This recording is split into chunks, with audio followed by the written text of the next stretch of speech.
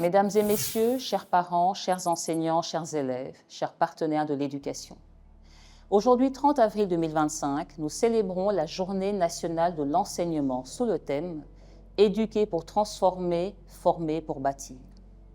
À travers ce thème, nous réaffirmons une vérité simple mais fondamentale. L'éducation est le premier chantier de toute transformation durable.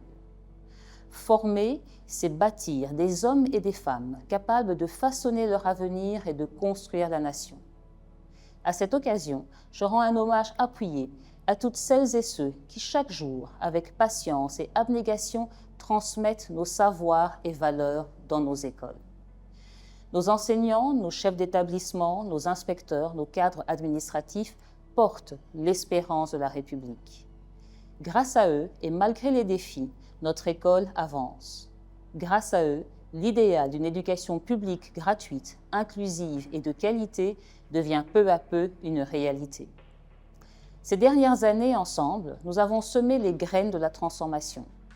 Nous avons élargi l'accès à l'éducation grâce à la politique de gratuité chère au président de la République, chef de l'État. Nous avons bâti en construisant plus de 400 nouvelles écoles et en lançant dès cette année la réalisation de 3000 salles de classe supplémentaires. Nous avons amélioré la qualité en renforçant la formation continue des enseignants, en réformant nos examens nationaux et en intégrant progressivement le numérique dans l'apprentissage.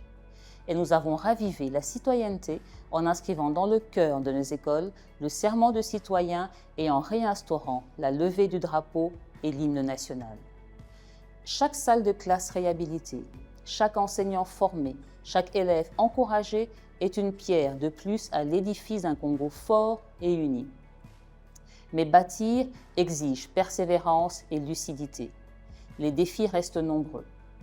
Transformer l'école ne signifie pas seulement ajouter des murs et un toit.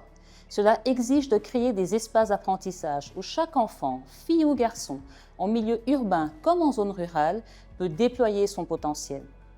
Former impose de valoriser encore davantage nos enseignants, car aucun système éducatif n'est meilleur que ses éducateurs. Innover est une nécessité. Les outils numériques doivent devenir des alliés pour rendre l'éducation plus accessible, plus interactive et plus résiliente. Inclure est notre devoir.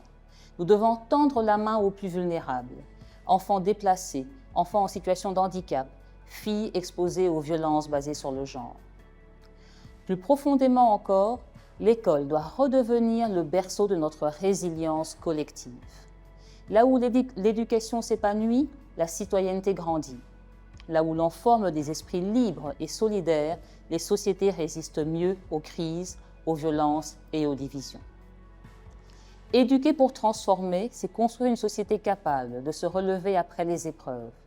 Former pour bâtir, c'est forger des citoyens responsables, unis par des valeurs communes, prêts à porter la destinée de la nation.